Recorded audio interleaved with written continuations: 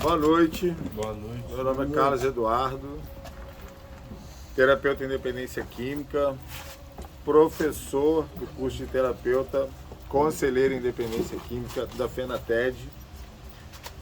Vamos dar continuação hoje da aula número 4, que foi a aula da história dos 12 passos e os 12 passos. Vamos fazer o primeiro tempo da aula de hoje, a continuação da aula 4, e depois a gente já vai passar para a próxima matéria.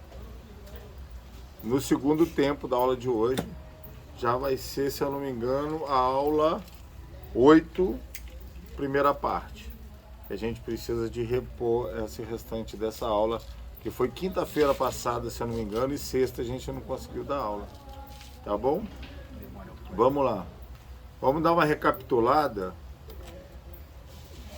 na matéria dos 12 passos. Todo mundo sabe, né, mais ou menos, que os 12 passos é oriundo dos 12 passos de AA. O nosso programa é oriundo da Irmandade Mãe, que a gente chama de AA, Alcoólicos Anônimos, ao qual em 1930 e alguma coisa, Bill e Bob, através de uma busca incessante de ficarem limpos, né, de se livrarem do uso abusivo do álcool, conversando entre eles, descobriram que partilhando as suas deficiências, as suas dificuldades, partilhando sobre o problema do alcoolismo, eles perceberam que quando eles partilhavam, eles perdiam a vontade de beber. E no início era 4 passos, né? Era 6 horas. 6. Então, através disso, começou a se formar o programa de narcóticos, de Alcoólicos Anônimos. Em 1942 foi registrado o programa de Alcoólicos Anônimos, sendo que já existia um grupo, que era os grupos Oxford, que tinha 6 passos, que foram a primeira parte, né, disso tudo, né, os primeiros passos, a primeira literatura, as primeiras reuniões, tudo começou lá nos grupos Oxford. Os grupos Oxford tinham 6 passos, que era: admitimos sermos impotentes perante o álcool. Passo 2, passamos a ser honestos com nós mesmos. Passo 3, passamos a ser honestos com outra pessoa em confiança. Fizemos reparações por danos causados a outros. Trabalhamos com outros alcoólicos sem visar prestígio ou dinheiro. E oramos, no passo 6, oramos a Deus para que nos ajudasse a fazer essas coisas da melhor maneira que nos fosse possível. E aí depois começou a história do Alcoólicos Anônimos com Bill e Bob, onde através desses 6 primeiros passos eles criaram os 12 passos, que até hoje do mesmo jeito, né? Então a gente já falou um pouco da história na aula 4, e a gente falou sobre os primeiros passos do programa.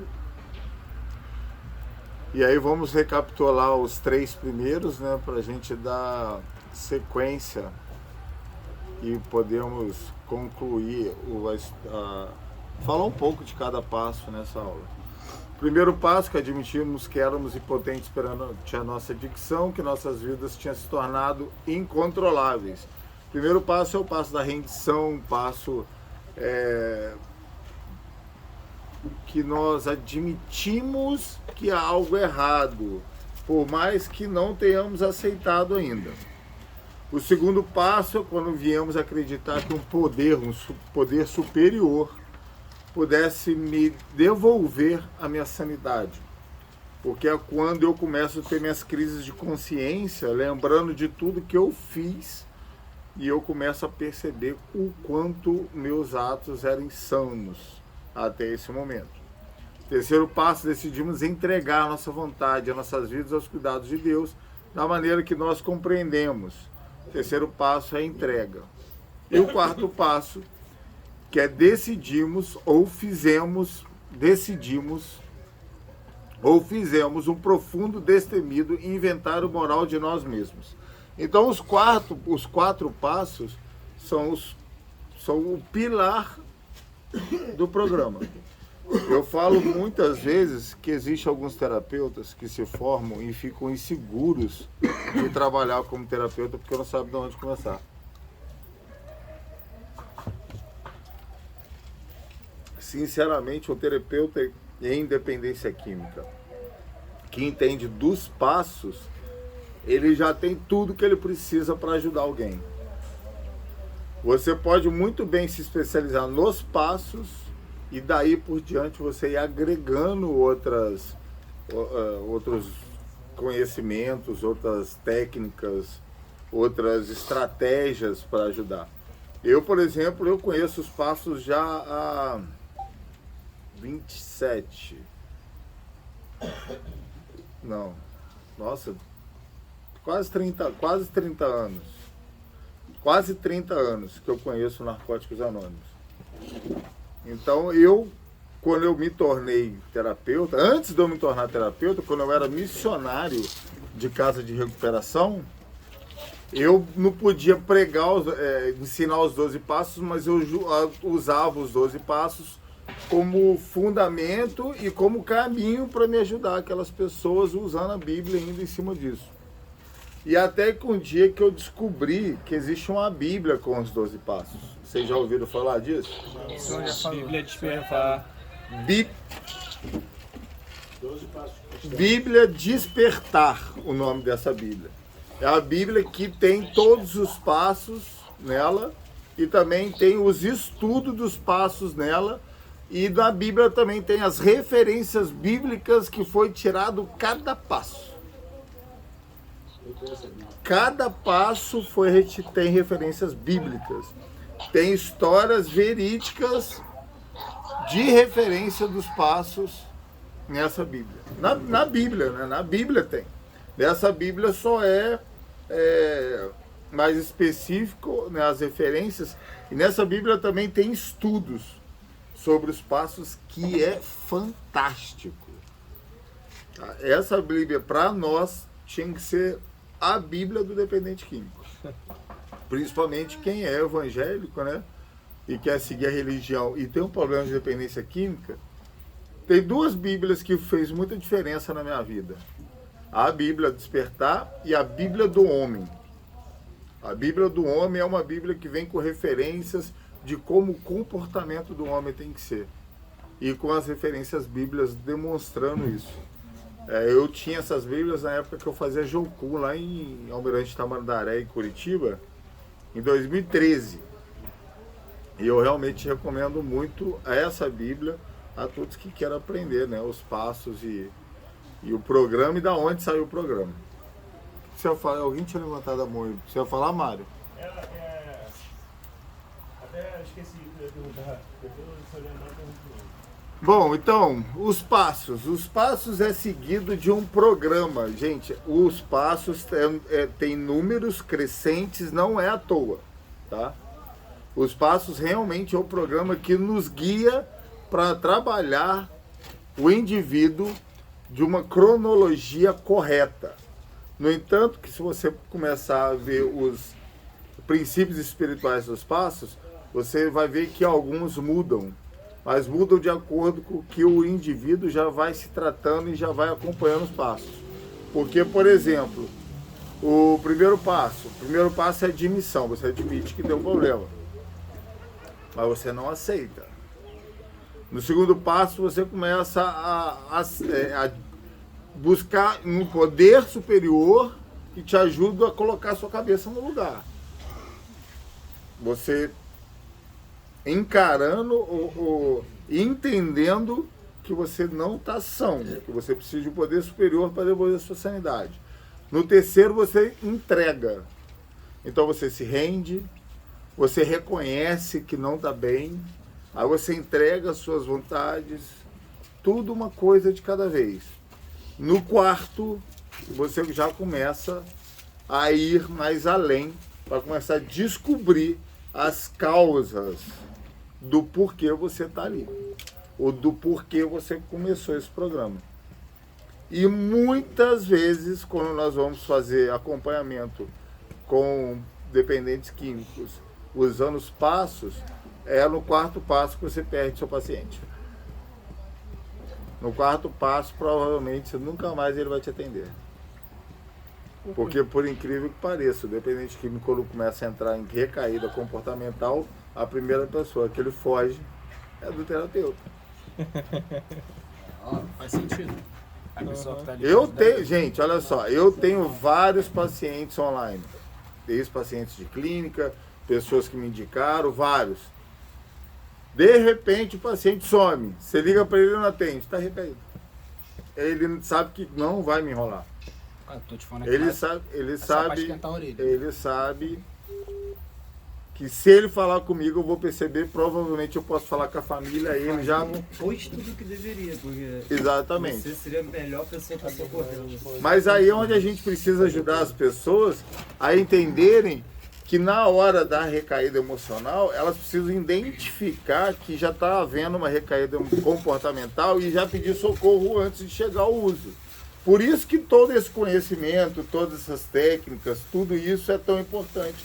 Porque eu te garanto que uma pessoa que fica 3 meses escutando tudo que a gente fala aqui, quando ela sai, cara, ela sabe o que fazer, bicho. Por mais que ela até erre, mas ela vai saber o que fazer.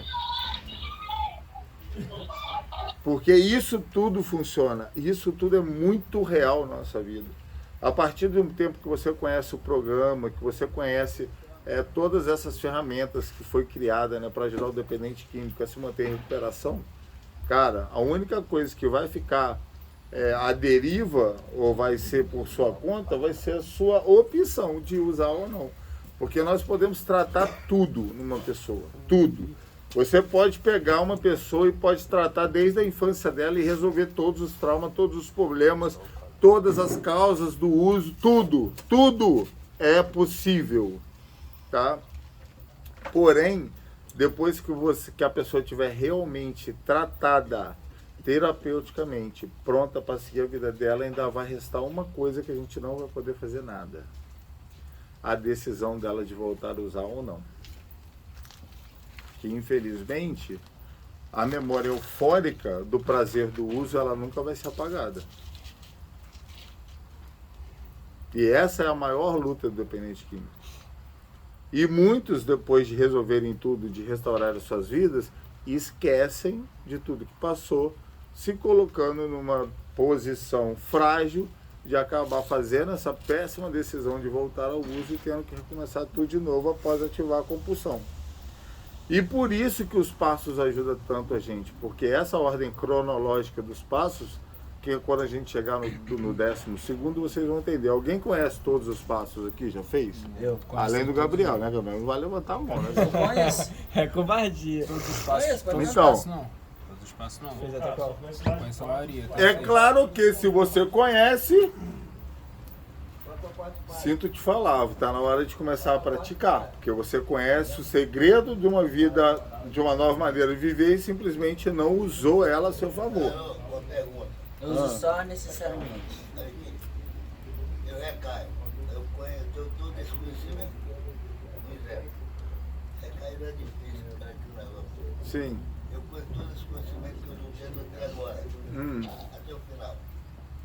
Aí eu vou, depois que eu vou conseguir esse conhecimento todo que recaio, é mais fácil De se levantar, sim. É uma coisa que eu estava conversando com alguém esses dias. O que acontece? A gente tem que entender que, por mais que eu não aceite que uma recaída faz parte, mas eu tenho que ter o discernimento que pode acontecer. E se acontecer, como que eu vou lidar com isso? Muitas pessoas, depois de agregarem muito conhecimento sobre o problema, se frustram num momento de recaída, se entregando e simplesmente achando que todo aquele conhecimento não serviu de nada, e aí não pratica nada e se joga fora pela frustração de ter buscado tanto entendimento e não ter funcionado. Porque, na verdade, por esse novo estudo de epistemologia, quando uma pessoa fica um bom tempo em recuperação, ela adquire forças, muito mais conhecimento e forças para, num lapso, ela se restaurar muito mais rápido. Porque ela sabe que aquilo é possível, por mais que ela não queira que aconteça. Acontecendo, eu não fico lá. Então essa Porque pessoa... cair, cara, como que tem aquele ditado que fala? Cair é do homem. Cair é do homem. E levantar também é do homem, porque ele pode se permanecer caído.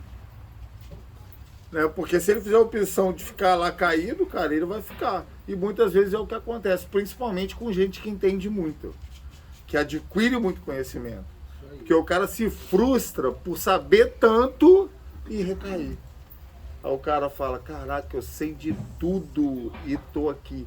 Aí ele não mais pratica nada do que ele aprendeu. E isso é perigoso.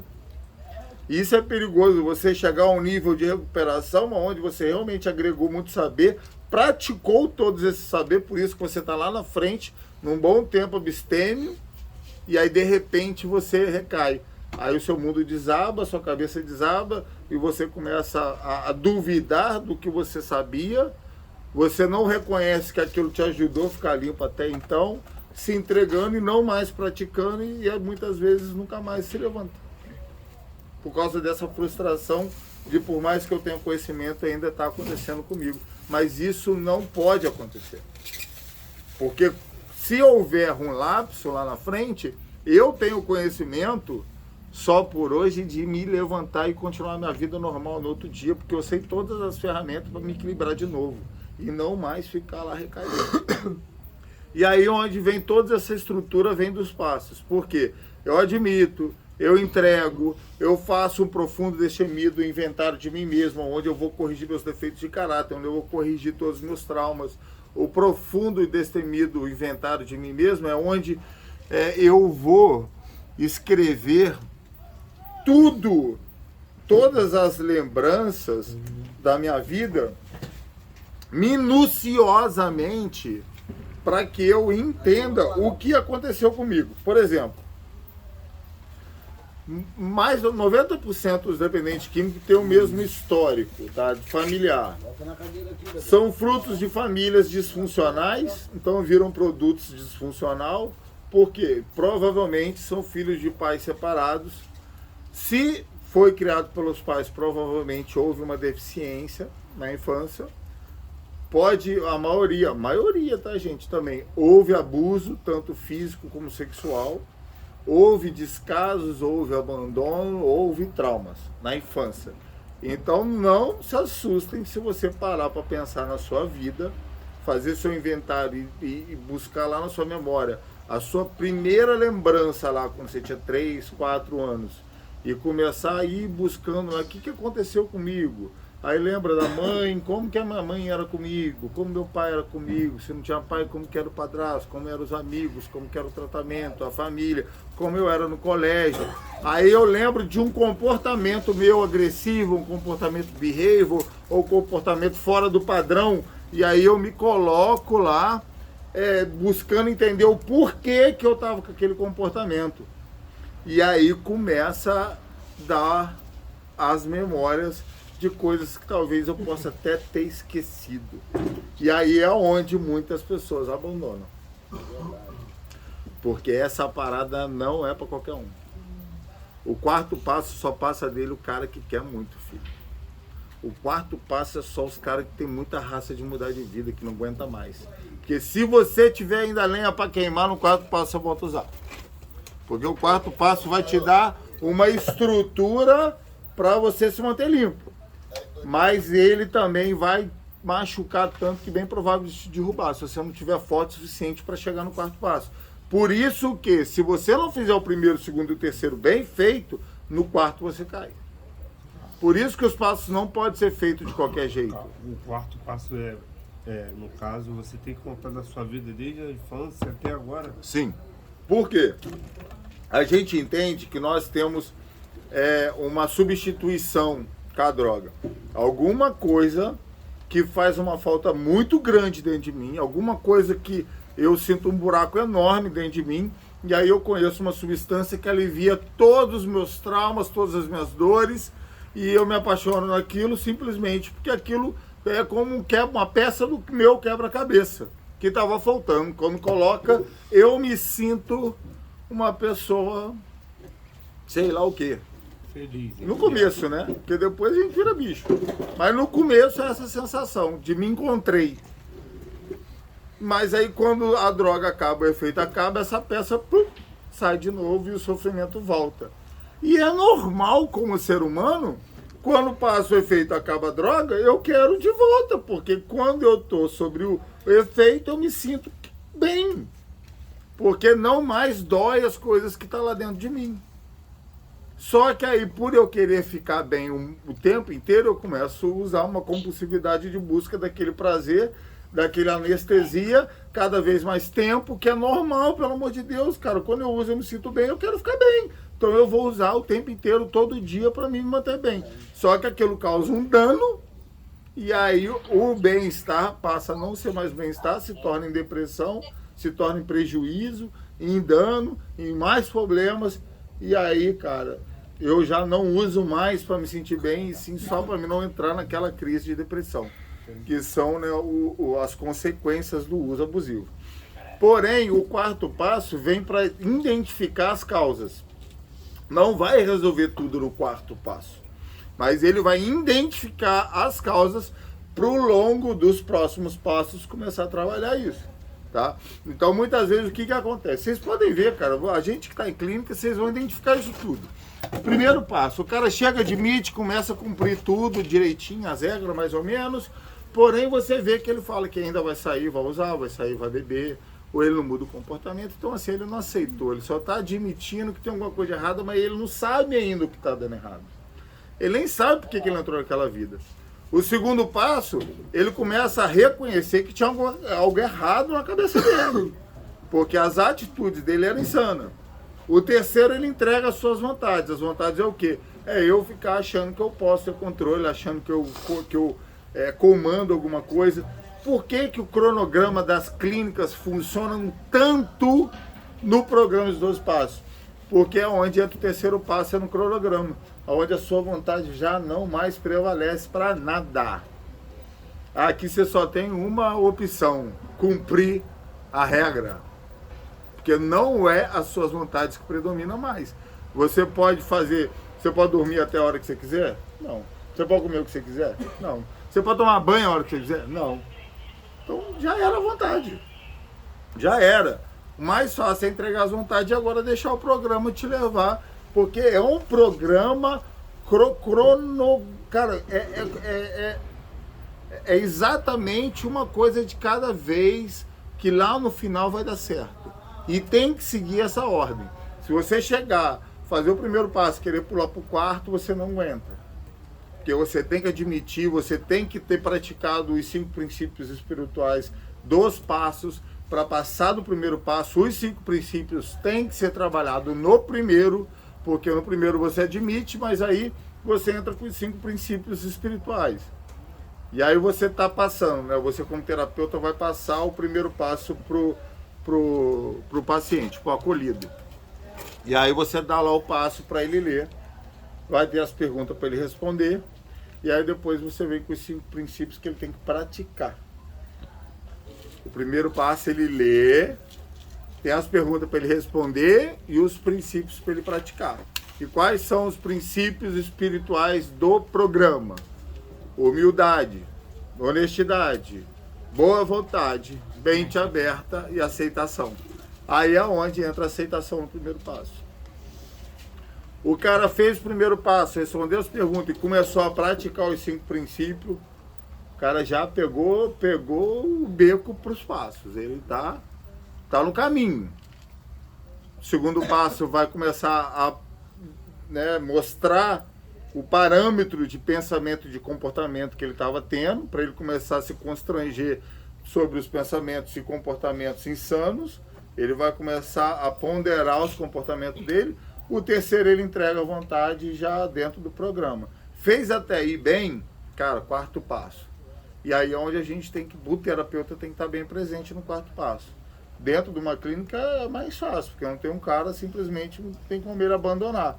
Mas se ele não se entregar verdadeiramente, sofrer o que tem que resolver, sofrer o que tem que sofrer, resolver o que tem que resolver, ele pode prolongar o tempo dele de internação. Porque se ele começar a fugir disso que ele descobriu, pode acabar ele ficando um tempão e aquilo vai ficar na memória dele, ele não vai conseguir passar do quarto, vai ter acordado um monstro dentro dele que pode levar todo um processo de recaída novamente. No caso, eu terminei, o Gabriel me aconselhou a queimar o quarto passo. Tipo, me senti bem leve, foi bem... Tipo, foi intenso pra caramba, mas foi legal. Eu só queria saber como eu consigo, assim, botar um pouco mais da minha parte e não deixar o quinto passo totalmente na mão de Deus. Não existe deixar totalmente na mão de Deus. Porque se for levar o pé da letra, não tem a nossa parte. Não, depende do entendimento. Mas olha só, o quarto passo, ele serve para me mostrar as causas do possível comportamento errado que eu estou tendo. Então, existe pessoas que fazem o quarto passo e já querem passar para o oitavo. Porque quando elas começam a descobrir, mexer, começam a se sentir mal e começam a querer já pedir perdão para todo mundo. Acontece muito das pessoas chegarem na clínica com um mês, já quer pedir perdão para a família, pedir perdão para todo mundo, achar que todo mundo tem que perdoar, porém essa pessoa não está estruturada para ouvir um não. Porque muitas vezes nós somos otimistas, né? Porque a gente acha que só porque a gente está em recuperação, quando a gente sair, todo mundo vai perdoar a gente. E não vai. Perdoar, confiar. Não vai. Porque olha só, até com Deus é assim. Deus pode até te perdoar. Pode não, né? Deus perdoa os nossos pecados. Porém, Ele não nos livra das consequências. As consequências é nossa. Foi. É aí onde está a história. Eu entrego na mão de Deus. Porém, as consequências é minha. Entendeu? Então eu tenho que ser maduro para entender que Deus está no controle agora. Eu vim até aqui, até o quarto passo. Eu terminei meu quarto passo. Eu mexi onde tinha que mexer, descobri um monte de coisa, perdoei que tem que perdoar, me perdoei por ter feito tudo aquilo que eu fiz. Porque na verdade o maior mistério do quarto passo, que eu demorei muitos anos para entender isso, que na primeira vez que eu fiz o quarto passo, eu achava que eu tinha que buscar perdão das pessoas pelo que eu tinha feito. E aí depois eu acabei passando por todo um processo de recaída, e aí eu não conseguia entender porque eu achava que eu tinha resolvido o que eu tinha que resolver. E aí depois, na segunda vez que eu voltei no programa, que eu voltei a fazer, eu percebi que a pessoa mais importante da história da minha vida, que eu precisava de perdoar, eu não tinha perdoado. Que era eu mesmo. Por quê? Porque é fácil eu querer perdoar a pessoa que me bateu. Mas eu, em minuto nenhum, pensei em o que eu fiz para merecer ter apanhado. E talvez eu me culpe por ter feito aquilo. Aí eu perdoo a pessoa, mas o pivô da história toda eu não perdoei, nem identifiquei talvez.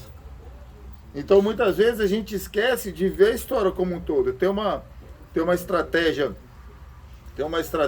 para atendimento, para você entender um parâmetro maior. Eu não lembro qual o nome, quem foi esse filósofo que montou essa estratégia, mas é o seguinte: você e uma pessoa num conflito.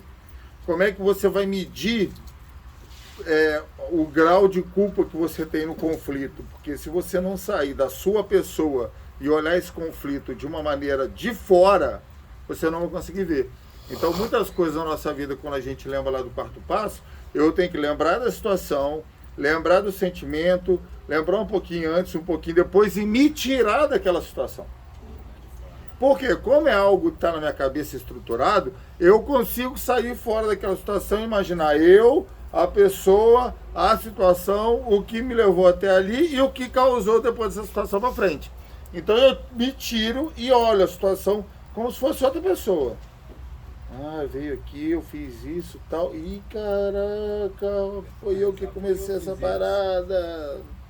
Porque eu só estava culpando outra pessoa. Aí, se você começar a analisar bem, talvez você seja culpado de tudo e ninguém tinha culpa de nada. E aí você queria perdoar as pessoas, mas o pivô da história, quem destruiu a parada toda sempre foi você. Então, por mais que você perdoe tudo, resolva tudo, mas o cara que tinha que ter resolvido toda essa situação com ele, não resolveu. Só transferiu a culpa para todo mundo, perdoou todo mundo e ainda saiu como se fosse certo do negócio. Carlos, como que você faz para se autoanalisar, para saber se você realmente se auto-perdoa? Existe um parâmetro. Tudo é um parâmetro. Então, quer dizer, quando eu lembro de uma situação, eu saio fora daquela situação, me olho como uma pessoa em terceiro lugar, e aí existe o padrão de pensamento, de comportamento normal que todo mundo sabe. E aí eu analiso o padrão, poxa, uma pessoa normal, com uma pessoa que eu quero ser. Quem eu quero ser? Eu quero ser o padrão de Jesus Cristo, né? Que amou, que perdoava. Então eu pego um padrão. Eu pego um padrão de um tio, de uma tia, uma pessoa idônea na sua vida que serve como padrão. E aí eu uso aquele padrão para saber aonde eu estou errando naquilo. Eu uso padrões, até mesmo com pacientes. Como que eu sei que um paciente está bem ou não? Quando ele me fala? Não. Eu não preciso que ninguém aqui me fale. Não preciso. Porque todo mundo tem um padrão. Quando você sai do padrão, porque tem alguma coisa errada. É nítido, cara. É nítido. Então, quando eu conheço os padrões, quando eu vejo, me remeto lá no meu passado, vejo uma situação, tá, a qual eu identifiquei que houve um trauma que pode estar se arrastando ao longo da minha vida, me gerando um comportamento. E aí, opa, isso que aconteceu aqui não foi legal, e quando eu lembro daquilo dói ainda. Porque o que não foi resolvido ainda dói quando eu lembro. Então eu me tiro daquela situação para analisar por fora. Então eu sei como que é no meu lugar, eu me coloco em terceira pessoa para ver de fora e me coloco no lugar da outra pessoa. Aí eu tenho 3 padrões sobre uma situação. Provavelmente eu vou encontrar o culpado disso tudo em mim mesmo. Porém, é lógico que existe culpa também de terceiros. E aí, nessa situação, você está lá fazendo seu quarto passo, resolvendo seus problemas lá, e aí você identificou que tem uma outra pessoa que causou realmente um trauma na sua vida. E aí você, vou ter que conversar com esse cara, porque esse cara vai ter que pedir perdão para mim. Não é assim que funciona. É onde todo mundo se estrepa. Por quê? O problema é de quem deu estar aqui. É meu. A vida é de quem? Minha. Quem pode fazer alguma coisa por mim? Eu. Não importa as outras pessoas. Cara, o que eu mais vejo gente recaindo, fazendo passo, porque quer tirar satisfação com as outras pessoas, quer aceitação social, quer buscar que as pessoas as entendam, que as pessoas compreendam, confiem, esquece tudo. Cara, não é assim que funciona. Todo o problema é meu. Cara, as soluções dos meus problemas estão no mesmo lugar que os problemas dentro da minha cabeça. Então, se eu identifico que uma pessoa fez alguma coisa, por mais que eu não tenha tido culpa, mas aquilo virou um problema para mim, virou um trauma para mim, que está se refletindo num comportamento hoje em dia, que está destruindo na minha vida. Por que que eu vou continuar apegado numa raiva de uma pessoa, dependendo de uma pessoa para resolver um problema, se eu posso resolver colocando no papel, ou então até mesmo compartilhando, indo no grupo e falando, pô, eu estava fazendo meu quarto passo, lembrei que o meu tio me deu uma coça de vara de marmelo, e aquele miserável eu quero matar, eu quero ir atrás dele, socar a cara dele, porque agora eu sou grande, na época eu era pequeno, entendeu? Mas eu vou matar ele, vou ralar a cara dele, porque agora ele é velho e não vai aguentar minha porrada, eu vou lá. Mas só por hoje eu não vou não, porque só por hoje eu tô limpo. Não precisa pô. Mas pra isso que serve as salas GNA. Pra você ir lá e xingar todo mundo, falar que vai matar todo mundo. Vou matar. Mas no final você vai botar a cabeça no lugar e vai falar, só por hoje eu queria, mas não vou fazer, vou me manter limpo. E ele que se ferre pra lá, porque eu não vou deixar mais ele continuar me batendo. Porque talvez ele esteja te batendo até hoje, com o seu comportamento gerado pelo aquele trauma. E você que está permitindo isso. Né? Eu nunca lembro do filósofo que falou o negócio lá do veneno, mas é aquela velha história de eu não perdoar e é a mesma situação de eu beber veneno esperando que a pessoa morra. Muitas vezes eu uso droga, bebo, querendo atingir uma pessoa que me ama porque eu tô chateado com ela. E aí eu me mato para atingir outra pessoa. Que loucura é essa? Que loucura! E muitas vezes é assim na nossa vida. Você pode ver que o que acontece muito? Olha só, caso típico, todo mundo já deve ter passado por isso. Você não sabe o que está acontecendo na sua vida. Você começa a usar droga, começa a tudo desandar, né? Começa a ter um monte de problema, e aí você casa, você segura a onda, constrói alguma coisa e tal, tá lá no relacionamento, indo a trancos e barrancos, mas indo. E aí você consegue parar de usar a substância lá de sua preferência por causa de um casamento, por causa de uma mulher. Se apaixonou. Né? Eu sempre falo, o cara quando se apaixona, ele larga todas as drogas. Porque o amor realmente faz a gente focar somente no amor e a gente esquece. Porque o amor nos faz tão bem, amar nos faz tão bem, que supre aquela necessidade de usar uma substância para me fazer bem. Porque quando eu estou apaixonado, eu estou no auge da minha essência humana. Porém, as pessoas frustram umas às outras. É normal. E aí você tá indo bem, tá tudo maravilha, apaixonadão, até num dia que ela tá lá no tempo dela, né? Aquele tempo que a mulher vira uma bênção de Deus.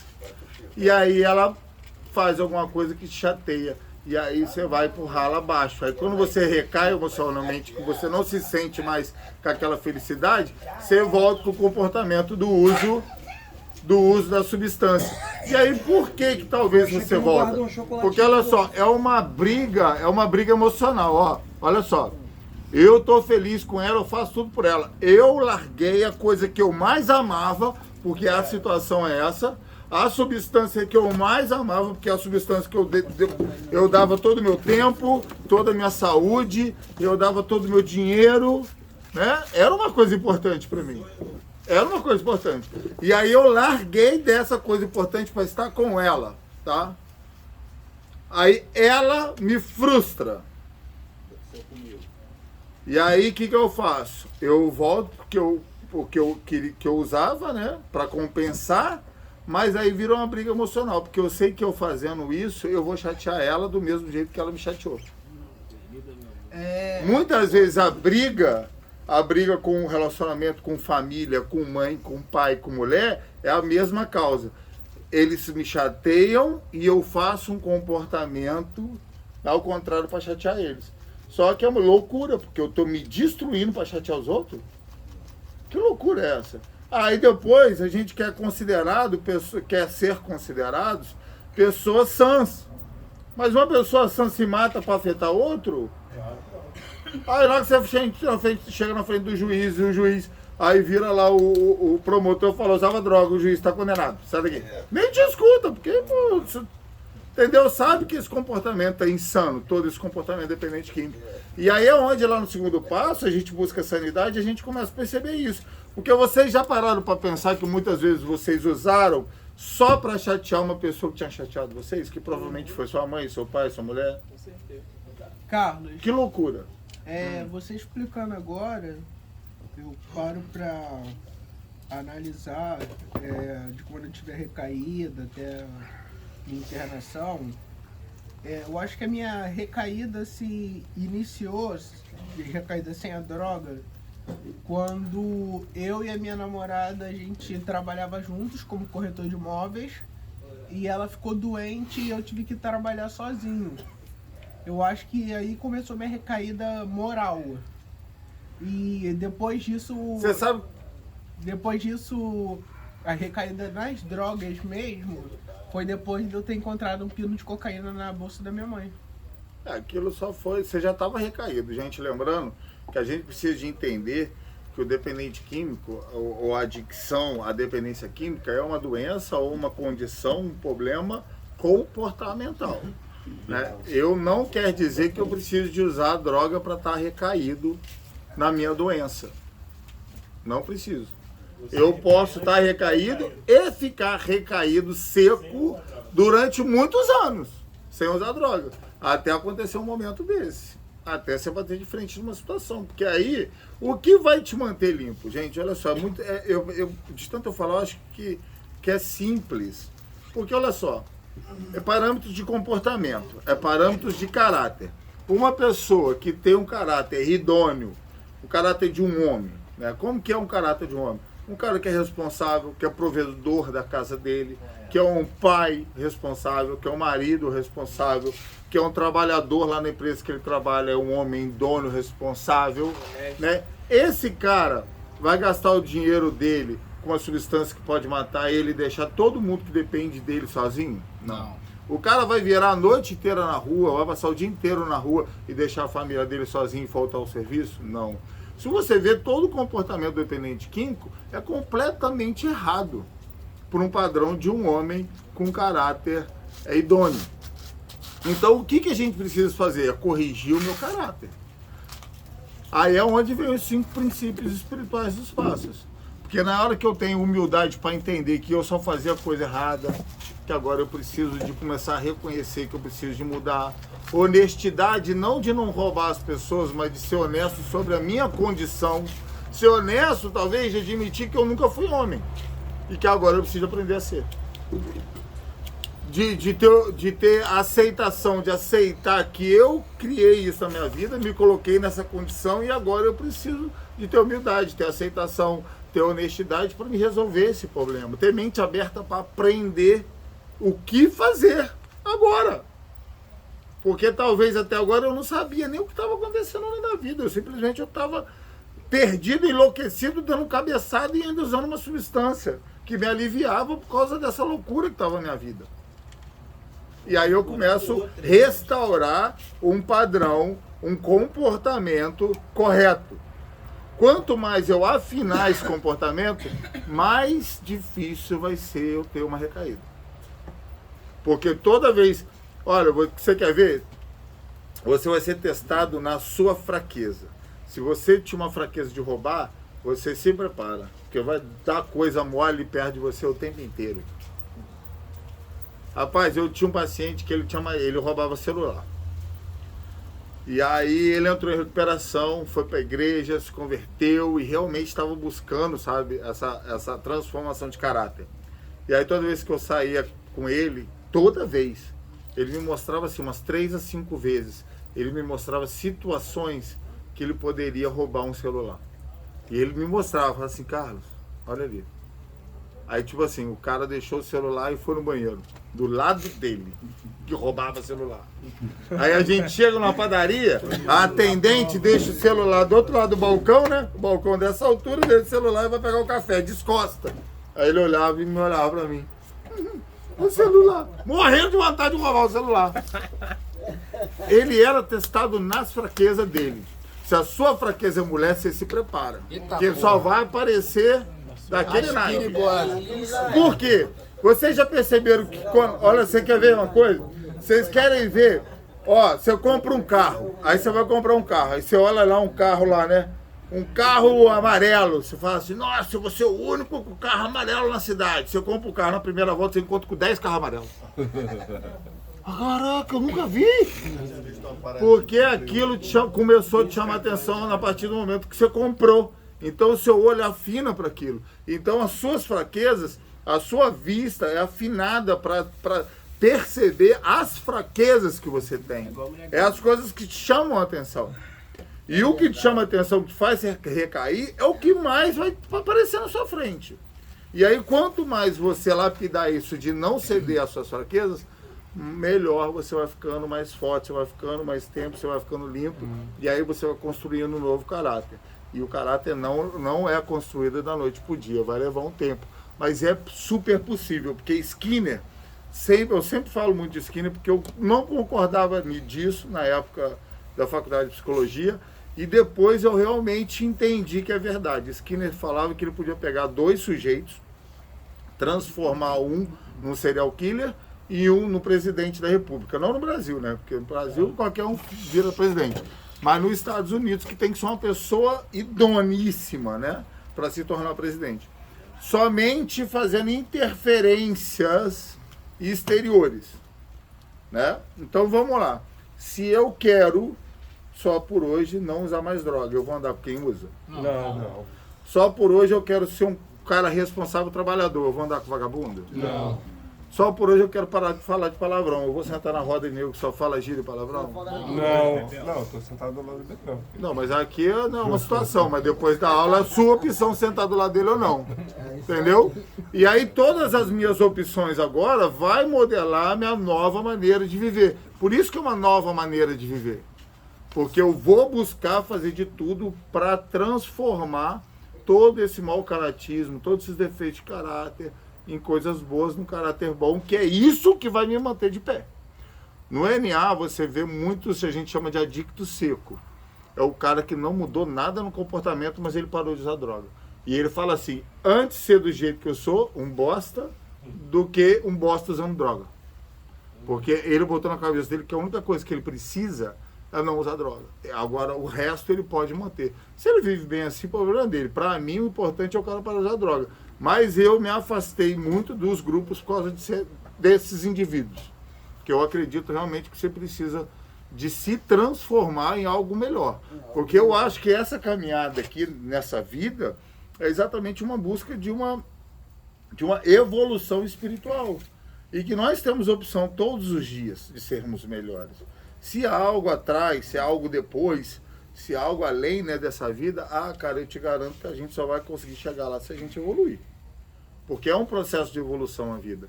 E nós estamos agarrados em coisas que não deixou a gente evoluir até aqui.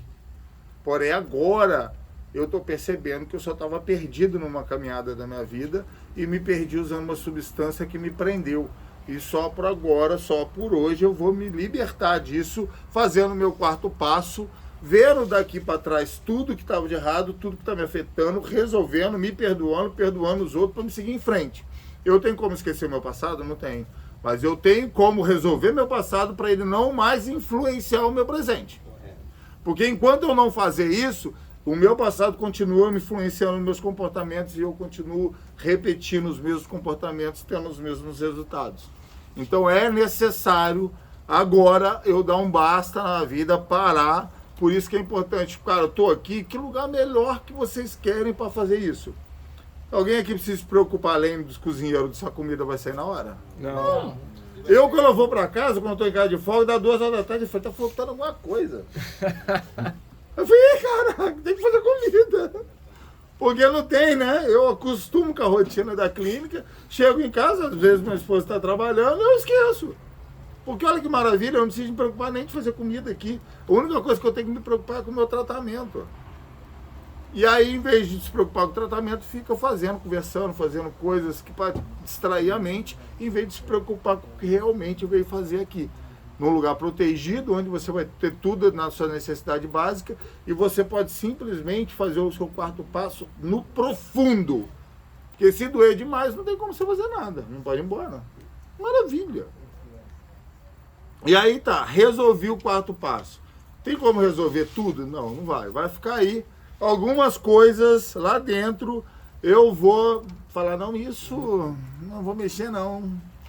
Esse negócio eu já esqueci, nem estou preocupado. É o que mais deveria mexer, mas nós somos assim, tá? E aí tá, terminei o quarto passo, eu preciso partilhar, eu preciso de falar com alguém sobre o meu quarto passo. Pô, mas eu vou contar as coisas, tudo que eu fiz? Ué, se você está preocupado com isso, o caminho é esse, né? Porque se você não estiver preocupado, você nem vai estar aqui, ué. Porque você está aqui porque você fez algumas memezinhas. Pô, mas que nem você consegue. Eu falava muito isso. Rapaz, pro meu terapeuta, né? Eu falava, rapaz, tem coisa na minha vida que eu não conto nem pra mim, eu vou contar pra você. A Você é partilha maluco? de manhã hoje foi sobre Você é maluco? segredos. E aí eu não contei pra ele, aí recaí, tive que fazer de novo. Aí eu fui com o conselheiro eclesiástico lá da Jocum, e aí larguei o verbo. Falei, dessa vez eu vou mexer onde tem que mexer, mas dessa vez eu zero a minha vida. E aí é onde... Mas aí eu já tinha uma confiança maior nessa pessoa que me ajudou muito, me conduziu para me descobrir todos os meus gatilhos, todos os meus traumas, e eu resolvi a minha vida e realmente seguir em frente. Mas sempre fico com resquícios. E aí eu passo por quinto passo, depois de trabalhar bem. Olha, do primeiro ao quarto passo geralmente é 3 meses. Isso fazendo intensamente, tá? Intensamente. Mas não é o primeiro mês que você chega na clínica. Quando você começa a fazer os passos internado, depois de 45 dias pelo menos. Para sair da desintoxicação, você está mais lúcido, está mais, né, equilibrado emocionalmente, espiritualmente e fisicamente. E aí sim você é capaz de começar a praticar os passos. No começo, no primeiro e segundo mês de internação, é impossível. Sua cabeça está muito confusa ainda para você assimilar as coisas. Por isso que a gente fala que o programa de internação é bom 6 meses. Por quê? 3 meses trata o físico, coloca a cabeça no lugar, adaptação. No terceiro mês começa os passos, 4º mês já os passos. Aí 5º mês você já está, 4º para 5º mês você já está no 3º, 4º passo, já começa a ressocialização, que é nesse tempo que você vai mexer onde você tem que mexer e viver com as pessoas que provavelmente estavam envolvidas lá em tudo que você tem que pensar. E aí por que que na ressocialização é importante só você, o paciente e a família, acolhido e família, sem visita, sem gente perto, sem nenhuma influência? Porque você precisa de conversar com as pessoas que provavelmente estavam envolvidas com todos os seus traumas infantis, que é a sua família. Então qualquer um de fora vai tirar o foco do que você tem que fazer, que é conversar. Que não precisa de falar, nem jogar na cara, nem brigar, mas você lembrar, falar, poxa, você teve aquela situação, estou chateado com você, mas só por hoje eu te perdoo, não preciso falar nada. Só por hoje eu vou criar uma relação melhor com a minha mãe. E eu vou perdoá-la de tudo que aconteceu sem falar nada. E aí eu me supero criando uma relação melhor. E isso vai curar quem? Mas e quando ela Então por que eu tenho que debater por isso? Por que eu tenho que falar? Por que eu tenho que provar? Por que eu tenho que apontar? Imagina, cara, isso é loucura. A parada é minha, eu que tenho que resolver. Como eu resolvo? Perdoando, digerindo, me resolvendo e criando um novo relacionamento com aquela pessoa. O meu maior problema na minha vida era minha mãe. Hoje em dia minha mãe me manda mensagem, eu morro de rir com ela. Eu falo com a minha mãe ela é gordinha, ela só usa vestido, ainda bem que ela não está assistindo. Aí ela usa aqueles vestidos, né, de senhorinha. Aí eu falo para ela que ela é modelo de capinha de botijão de gás. Que os vestidos dela são as capinhas. Aí ela, para me sacanear, ela tira a foto na casa dela e manda para mim, Dudu, o que você acha dessa capinha? Foi tão uma maravilha, eu vou botar no catálogo. O catálogo da modelo dos botijão de gás, das capinhas de botijão de gás. Então, hoje em dia, eu tenho uma relação que eu nunca tive com a minha mãe. Mas eu precisei de falar alguma coisa para ela? Não. Eu me resolvi. Me perdoei. Botei nos contos de tudo que eu fiz, que ela fez. Os erros dela me interferiram na minha vida, sim, interferiu. Mas e os que eu fiz de errado também, né? A vida é assim, cara. Se a gente não se curar, ninguém pode fazer nada por mim. É verdade. E aí eu passo por todo esse processo. Dos 4 primeiros passos, eu já estou com uma estrutura, né? Já estou pronto para encarar os próximos. E aí eu vou para o 5º passo. 5º passo, admitimos a Deus e a nós mesmos e a outro ser humano, a natureza exata das nossas falhas. É onde eu pego meu 4º passo, busco em Deus, né, meu poder superior, para me dar discernimento sobre aquilo tudo que eu vivi, que eu pensei, que eu escrevi, confesso a outro. Agora, tem que ser uma pessoa de confiança. Se você não tiver algum problema, né, de vergonha de falar, arruma uma pessoa de confiança. Agora, se você realmente quiser resolver a sua vida, fala para qualquer um, parceiro, entendeu? Eu tô nem aí. Eu quero é resolver minha vida. Tem uma história que eu falo num grupo de NA, eu não sei se isso é verdade não, tá? Mas é um mito de NA. Que um cara virou na sala de NA, confessou que ele tinha tido um ato sexual por droga. Um ato sexual homossexual por droga. E ele confessou na sala. E aí todo mundo riu, virou. Eu falei assim, rapaz, vocês estão rindo de um cara que provavelmente nunca mais vai usar droga.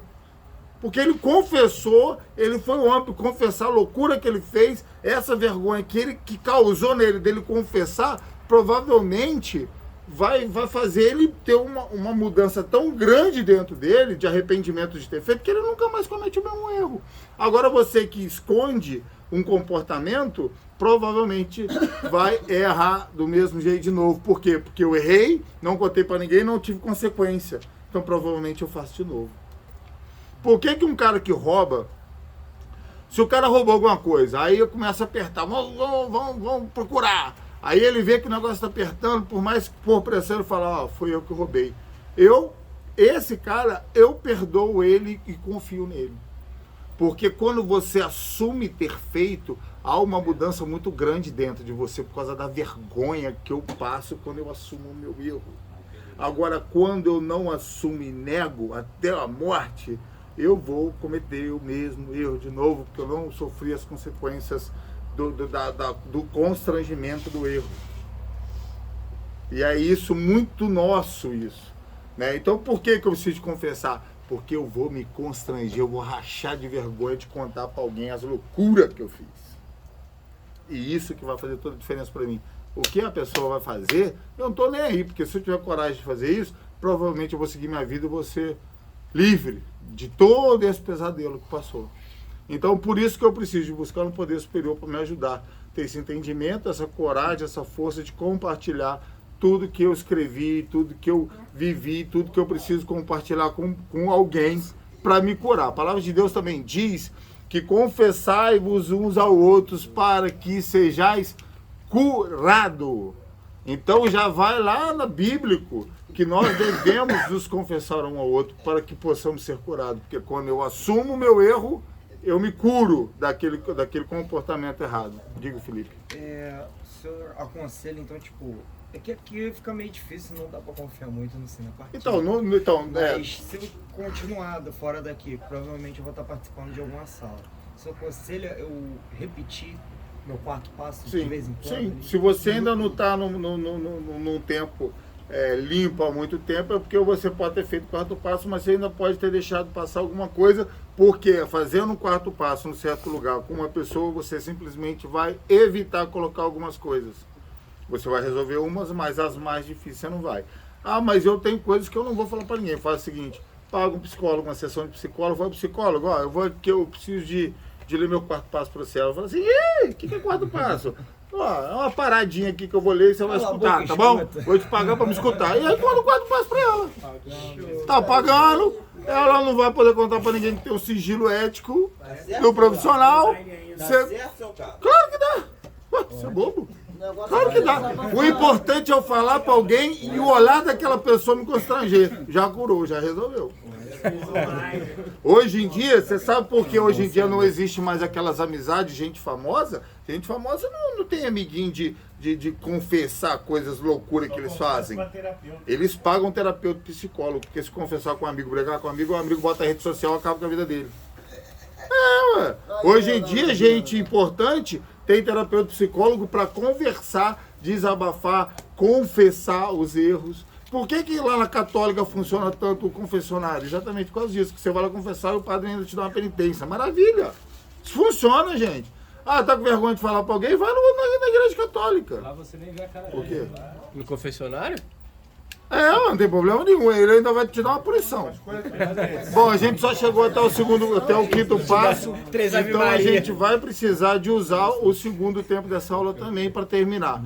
No segundo tempo, os 5 últimos passos é mais rápido. Os 5 não, os 7 últimos, né? Então vamos dar 15 minutos aí de intervalo, tá, gente?